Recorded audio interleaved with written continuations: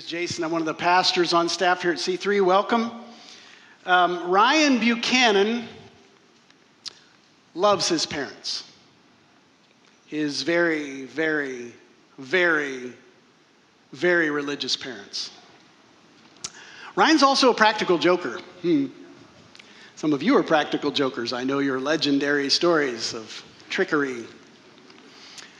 Ryan loves his parents and thought come Christmas time one year, I probably should get him something.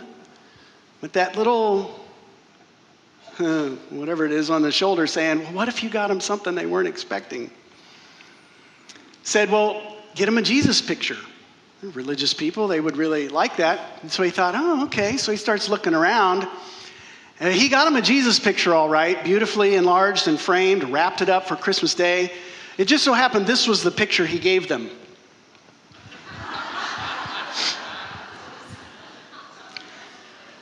Now, some of you are laughing because you know who that is, and some of you aren't laughing because you're not quite sure, but now you're nervous. That is Ewan McGregor as Obi-Wan Kenobi from the Star Wars movies, not Jesus Christ. But as the home video rolled, because of course Ryan wanted to get all of this on film, the parents were apparently clueless. I do wonder, but they open the package and just kind of this, oh, it's beautiful. And he's dying inside, he's laughing, but they take it out and proceed to hang it up in a very prominent place in their home. And they took a picture of this beautiful curio cabinet with all the little collectibles and a giant picture of Ewan McGregor right next to it. I laugh every time I see it. I think my son, by the way, he's my 13-year-old research assistant now who forwarded that gem to me. Everybody gets a shot at who Jesus is. We all have our perspective, and whether we're sort of in the know or in on the joke or outside of that, or we have religion or we don't have religion, everybody gets a shot at what to make of Jesus. He has put himself on offer for everybody for all time. Sometimes our view of Jesus comes out like this, and other people know a different side of Jesus. What we're going to do today is all of us to take another look at Jesus. Because whether you look at that picture and you see the Lord and Savior of the universe, or you see the guy who did a pretty good turn as Obi-Wan Kenobi in Star Wars, we all get a shot at what to make of Jesus. And so we want to do that today as we're diving into, what are we in, week 2 of the My Butt is in the Way series. Thank you for your tolerance on that one too. If you can read, you know it's 1 T there, not 2. But people have all kinds of reasons that they don't want to invest fully in a relationship with God. All kinds of reasons. And we're going to look at a pretty prominent one today, is I believe in God, but I'm not religious. I'm spiritual, but not religious. Now that's my 9 to 5. I hear that every day in my work in hospital and hospice. People who they think that's what I want to hear, I think. And so they say that, and for them it works. Well, I am a very religious person. I almost can't help but be. I was raised in church. I know the songs. I know the scriptures. I know where to sit. I know how to dress, and that's changed over time. I would have never shown up in church like this as a 10-year-old, but I get to do it now. Yay! And anybody love ties, really? No. So that's either on board or not on board.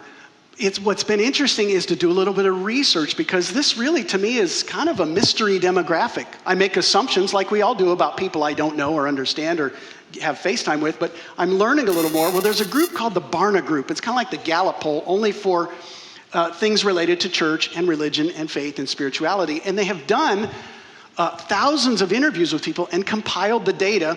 The website will be down here in the bottom third or on the screen. You can go dig this up. It's a fascinating report, but it kind of lifts up some of the contours of this group of people. Not all bad things, but it gives them fuel for their fire as to why religion might not be their cup of tea. And I want to highlight just a couple of the things that I learned from there. First of all, there's sort of this priority to freedom and autonomy, to choose for ourselves. Well, that's what America was built on. We kind of like that, to be able to self-determine, even to the point of sort of customizing our own spirituality. There's a sort of a desire to break free from people above who want to just tell us what to do all the time. Well, we've seen that in play the last couple of years, of course. But even before that, we want autonomy from all of that. We don't want people above us telling us what to do all the time. Since we're kids, we don't particularly like that, but even as we grow. And that carries over into the life of faith and spirituality and religious practice. What really has sort of turned now and can take on a little different dimension to this is we become suspicious. There's a large group of people who would say they're not religious, not because they don't have beliefs, but because they're suspicious of what's going on with those guys. There's too many sort of the rest of the story kind of things that come out. And it's like, oh, those guys put on a good storefront, but it was kind of weird in behind there. There's some not nice things going on. I don't think I want any part of that. Or that becomes part of your skepticism when you see or hear about, a lot of it's secondhand, but people hear or see a lot of drama in church. There's all kinds of stories about churches who just rip themselves apart because they couldn't agree on the carpet color, or should we have pews or chairs, or all this kind of stuff. And people go, thanks, but no thanks. That's a lot. There's a political vibe shows up depending on which church you come into. And if all you're trying to do is to sort out your faith, but you got to hear about this candidate or this ideological thing that has more to do with what's on Fox News and CNBC or CNN. Does anybody even watch CNN anymore? That can go a certain way. And you know this is true. When you're in with people who sort of agree with you, that's great. But if you're not and you're still trying to work this stuff out, it can really be a barrier. And so this is what's going on for a lot of people. They have strongly held beliefs, even religious practices. It's just not spiritual practices. I find that people who say, oh, I'm spiritual but not religious, are very fervent Seahawks fans. They're probably out on the boat right now, or with their car, or their kids, or they're very devoted to certain things in their life, but they have developed an allergy to a lot of what we are about, or any church for that matter. They just can't see it. We're kind of weird to them. They don't understand, or it's like, well, this is, no thanks. I'm going to glom on to things that I know. I'm going to invest in building these other kingdoms and pursue them with that same kind of religious fervor. I'm going to develop a philosophy for myself based on just kind of how I feel. I don't really need to commit to things necessarily. If I change my mind, or if somebody else has a better sort of ad campaign, I might go over there. And so it really does sort of just bend and move, but it's very subjective, which makes it hard to pin down because, well, you can't judge me. You can't be the boss of me. You can't.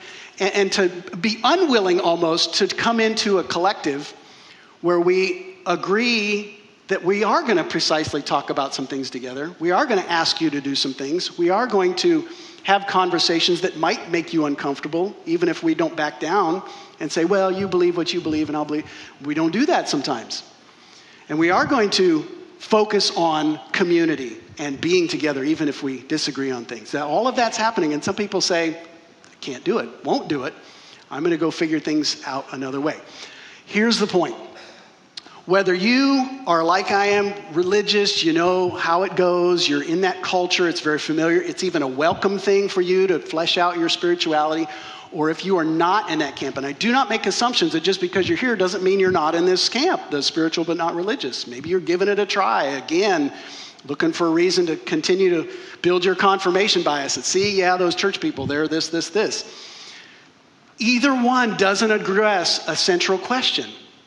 Whether you put a lot of stock in religion or you're not having any of it, where do you go when you need God?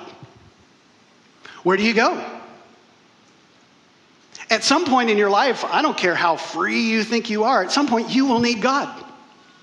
You might currently need God. Maybe you don't feel like you do, but the rest of the day hasn't happened yet. You might by the end of the day.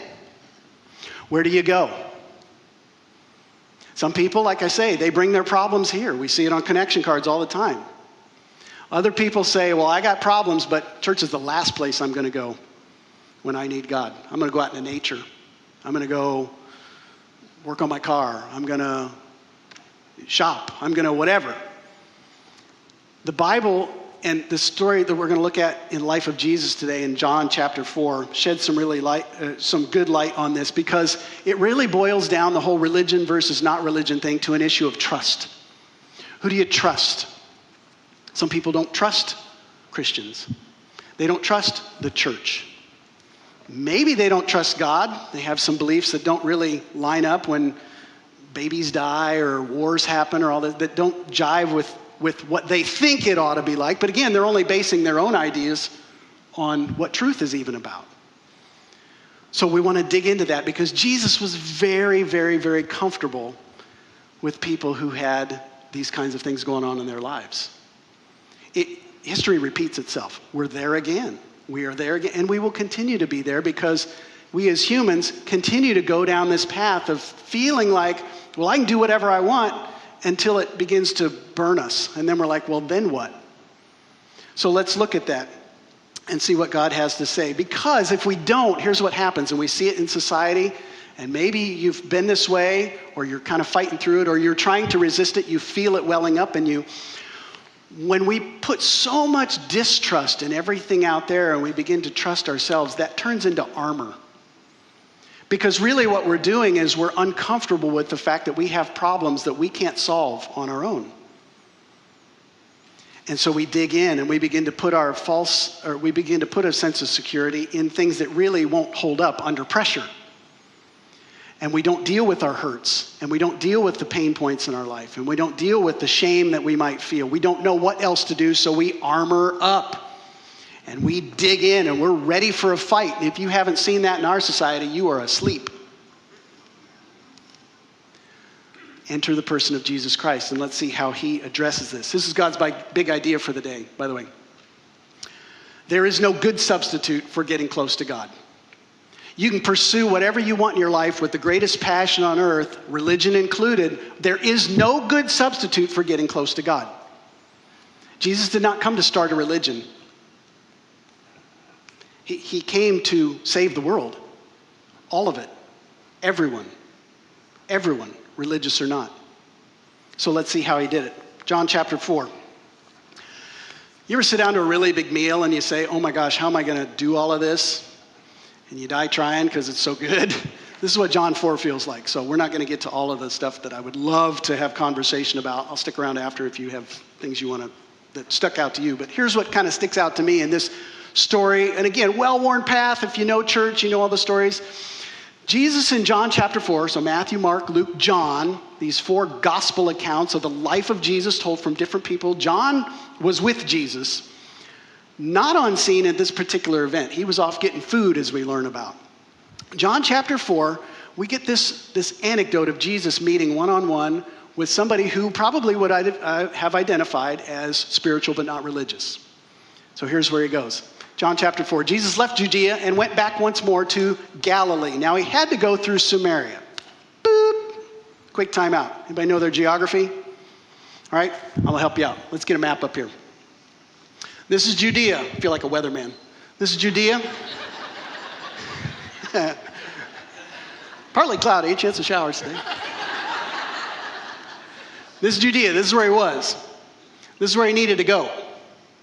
Now, this is Samaria. You look at that and say, well, yeah, straight line. The problem is that Jews and Samaritans did not like each other. They hated each other. They looked for reasons to not spend time with each other. So the well-worn path actually was to go from Judea down into the Jordan Valley and start to head this way to get up there. Sort of like driving around the neighborhoods you just as soon not go through. There's always a more convenient route, isn't it, that takes us away from the things. Jesus says, no, it's straighter here. We're just going to go through Samaria because I have an appointment here. He had to go there.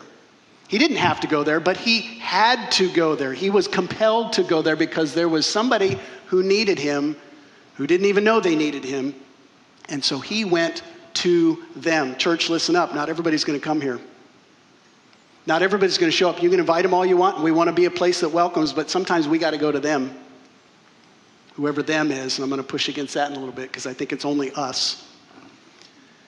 He goes to this little town called Sychar. He came to a town in Samaria called Sychar near the plot of ground Jacob had given to his son Joseph. Jacob and Joseph, legendary in the Jewish life of faith. And even Samaritans would have known who that was, and it was still their territory. There had been a divide over 100 years prior where the Jews and Samaritans were torn apart by war and mistrust and bigotry and hatred and prejudice. I'm so glad we don't have to deal with those things today.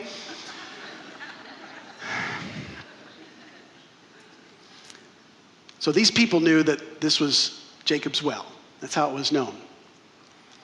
And Jesus, tired as he was from the journey, 40-mile walk by this point, by the time he gets to Sychar. You walked 40 miles lately, you'd be tired too. Sat down by the well. It was about noon. Was it cooler this morning at 6 a.m.? Probably 9 or 10 tonight. You think noon's the best time of day to go out scorching? Did you see the geography of that, right? It's up. There's no trees around the well. Scorching heat, like walking on a frying pan. But here he is. He's tired. And this woman is coming in the heat of the day to come get water. Now, there's all kinds of speculation about why that was. Let me caution you here, because I had to check myself too. There's so much about this woman we do not know. We make assumptions, and I'm so sorry to say, I read my white, middle-aged, affluent privilege into way too many texts, and I have to step back and listen to people who don't look like me and sound like me talk a little bit more about who this woman might have been. Do you really think this was her idea to come at noon because it was more convenient? This woman probably was super, super tired. It's all she could do to break away at noon, to come get the one thing she needed and was going to need again tomorrow and the next day and the next day and the next day. Are you tired? You might have grown up in a family or society that just constantly tried to tell you who you were or what you weren't or what you were never going to be. Don't you think that gets oppressive after a while? Do you really want to be around people? Even for the essentials? I go to Walmart sometimes 3 a.m. When my kids were little, that was about all the time I could get away. That's a different crew. And sometimes you just do not want to do people when that's where you're at in life. What does that do to a person? Does it make them more open, more loving, more empathetic? No. They become survivors. This woman is a survivor. Whatever else we can say about her, she kept showing up. Nobody else was going to get the water for her, by the way. She's doing this herself. And I don't think she was a spring chicken either. But she is a Samaritan. And Jesus knows it. And she knows on sight, one person up there, it's a dude. And as soon as he spoke a word, she's like, "Ugh, you're a Jew too." She's not some docile, fainting flower out of a Jane Austen novel. Samaritan woman came to draw water. Jesus said to her, he starts the conversation. Total cultural faux pas. There's no good reason for this except it's Jesus. "Will you give me a drink?" And he's alone because we read his disciples had gone into town to buy food. But the Samaritan woman said to him, "Oh, no, you didn't. Come up onto my well, no jar, and you're going to ask me for a drink? I can't do the little head thing like that, but that was in there and maybe a snap or something. "You're a Jew, and I'm a Samaritan woman. How can you ask me for a drink?" This woman intimidates me already.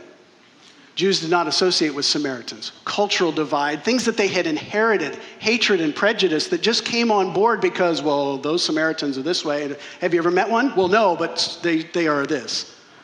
Secondhand hatred, even worse. Jesus answers her, "Well, if you knew the gift of God and who it is that asks you for a drink, you would have asked him and he would have given you living water." Oh, great, so he's Jewish and he's cocky. "Sir," and again, just kind of how I'm reading this person, and you can disagree with it, it's fine, I've had worse. I don't think "sir" is this sort of, it's like when somebody calls you, guys appreciate this, somebody calls you Mr. Is that really a sign of respect? No, it's a little pejorative. So "sir," I read it as Mr. You have nothing to draw with, and the well is deep. Dummy, what are you doing here with no... Where can you get this living water? Are you greater than our father Jacob? So she's digging into her religious heritage, whether she practices or not. A lot of religious people know the stuff, but they don't practice it. But she knows who Jacob is. He's ours. He's one of us. You Jewish people, you done wrong. If you wanted this, you should have been nicer. Are you greater than our father Jacob, who gave us the well? I'm home, your visitor. And drank from it himself, as did also his sons and his livestock. Basically, you're worse than a cow. Jesus answered, everyone who drinks this water will be thirsty again.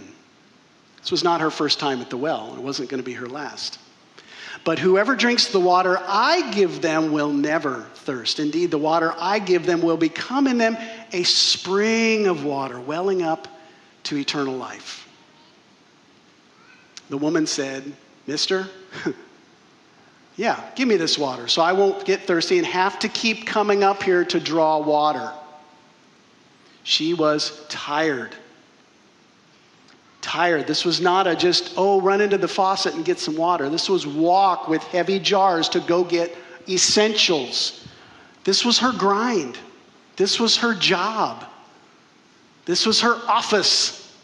This was her taking care of kids. This was whatever your grind is, that was hers. So what does Jesus say? Go call your husband and come back. Now, again, we have the privilege of looking at this and say, well, Jesus had foreknowledge. He knew this woman. He knew all this stuff about her. She didn't know that. How did she take that? Somebody saying, come get your husband. Well, again, I don't think she was in a mood to continue this conversation. So she tries to shut it down the best way she can and to just tell him, I don't have a husband.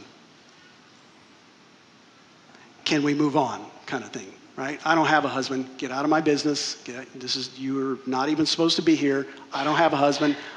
She never gave him a drink, by the way. Never offered him one. She just kept doing I don't even sure she made eye contact. We assume so many things that this was this really dramatic. She was annoyed. Annoyed. Jesus ever annoy you? Get up into your business? Want to reveal things to you? Some people don't like to come to church because it gets uncomfortable because we talk about hard things and we talk about truth that we're not willing to back down from. And some people do not like that. I used to teach a fitness class, and my main job, I could be as nice and hospitable, but my job was to get you into anaerobic threshold. You been there lately? It's like murdering people. And that was my job. I didn't feel the least bit bad about it because I knew if I didn't do it, people weren't going to get the health benefit of it that it was supposed to with an intense cardio workout. Jesus is putting this lady through the ringer like a fitness trainer, and she didn't like it. Jesus says, you're right when you say you have no husband.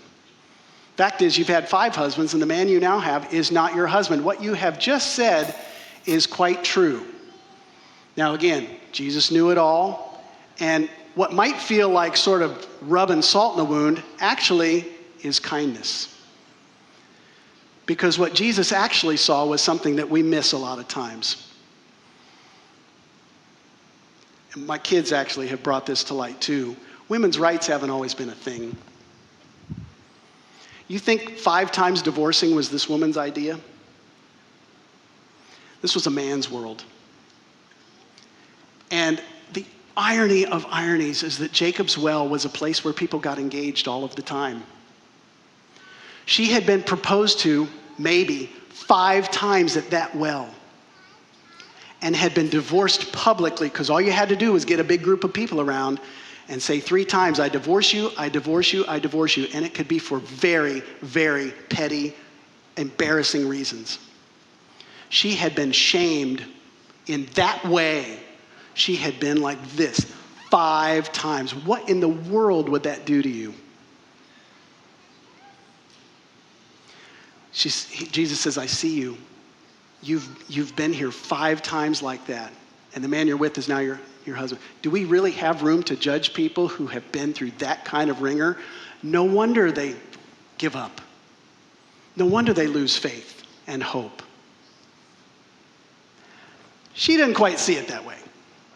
And does what a lot of people do when you go there, just like Jesus goes there with us, and sometimes if we're brave enough, we'll go there with people. She does what a lot of people do. She pivots. She's like, oh, that got too close. Hey, let's talk about something else. Anything else? You're Jewish, so let's go ahead and talk about religion. I know religion. It's not necessarily important to me, but let's go ahead and do that. Sir, mister, the woman said, I can see that you're a prophet. Again, maybe a tinge of sarcasm there. Oh, great, you know a lot about me. Congratulations. But our ancestors worshipped on this mountain. You Jews claim that the place we must worship is in Jerusalem. Pews, chairs, stained glass, smells and bells, jeans, dress clothes, whatever. She wants to get into all the minutia of religious differences that are really cultural differences, basically why I should keep discounting you because it's just too hard to talk about what you want to talk about, the work you want to do in my life, Jesus. I don't want to go there. This is what people who say they're spiritual or not religious are oftentimes dealing with. I will tell you because I see it in the hospital bed.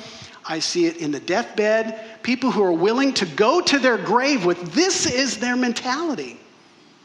It is scary. But Jesus isn't scared.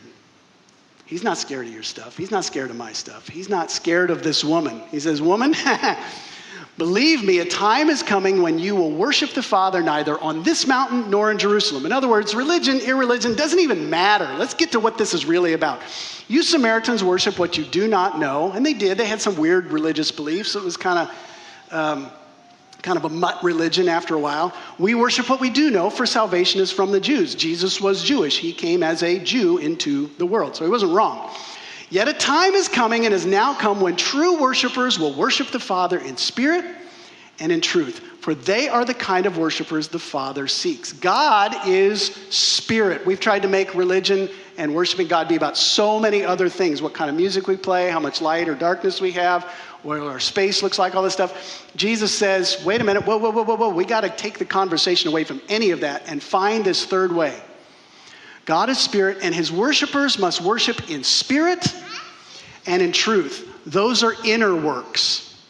Jesus came to do an inner work in her life, not to convince her that her religion was better or worse or what, He says, no, I'm offering you living water so that you can get off the hamster wheel of a lifestyle and a mentality and a philosophy that is not moving you forward. It's only wearing you out.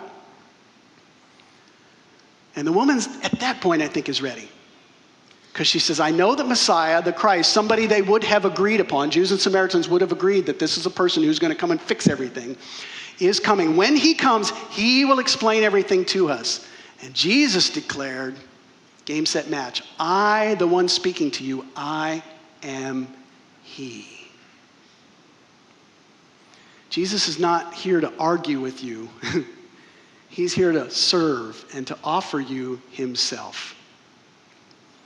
And in that moment, I don't know, John wasn't there, like I say, so Jesus might have kind of said, hey, while you were gone, here's what happened. There could have been more to the conversation, but even if there wasn't, there was an aha moment for her to say, look, I see life in a different way now. And it changed her and it moved her because the text says, then leaving her water jar, the woman leaving her water jar, her livelihood, all of her, everything that represented the pain, the routine, the drudgery, whatever, she left it and she went back to the town and said to the people, come see a man who told me everything I ever did. Could this be the Messiah?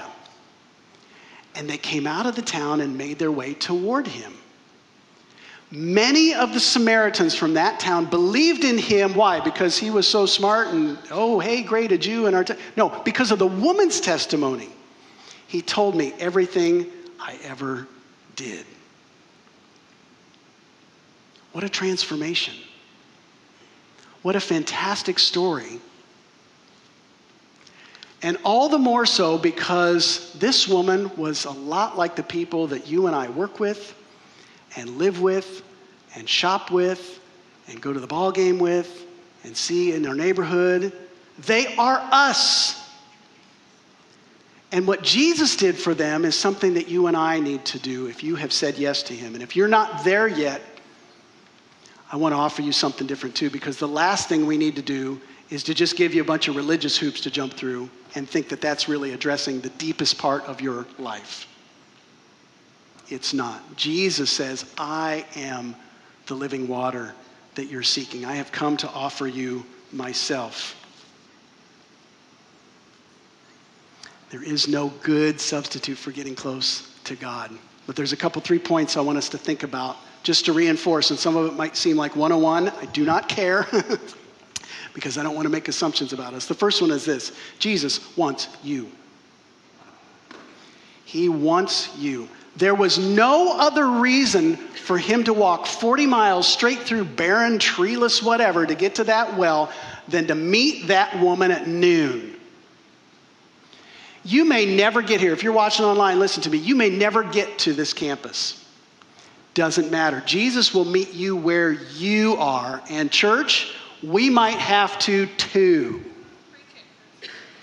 We might have to be ready to be at the well on aisle 6 at Yokes. Or in line at the DMV. Can I get a witness?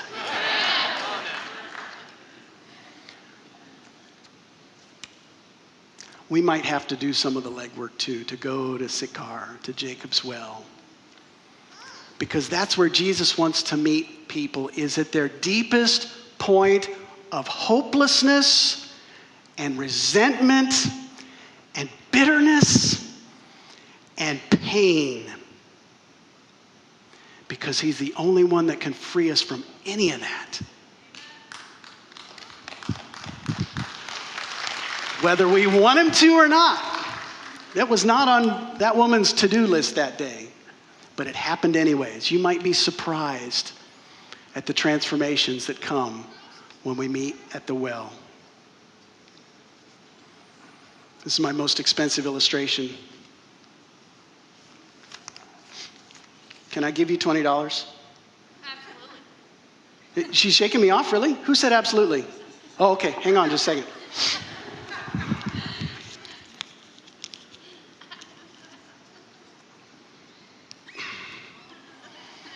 You still want it? Yeah. Hang on just a second.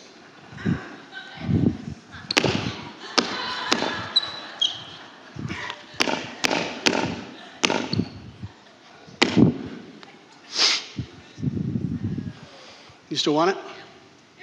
Why? Because it's what? Because it's still money. It's still money. It still has value, doesn't it? Well, here you go. Now, I'm going to have you come here. They say I can't leave the stage, so. Doesn't matter what shape it's in, still has value.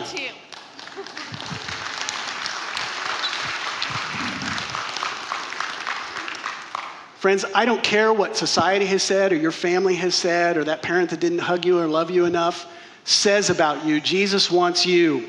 You have infinite value to him. Don't ever let anybody tell you anything else. It's a lie.